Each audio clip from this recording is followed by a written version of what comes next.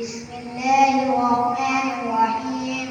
أول كلمة طيب، لا إله إلا الله محمد رسول الله.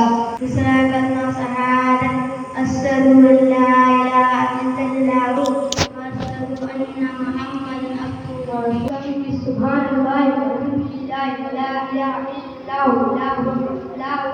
wa la quwwata illa billahil aliyyil azim.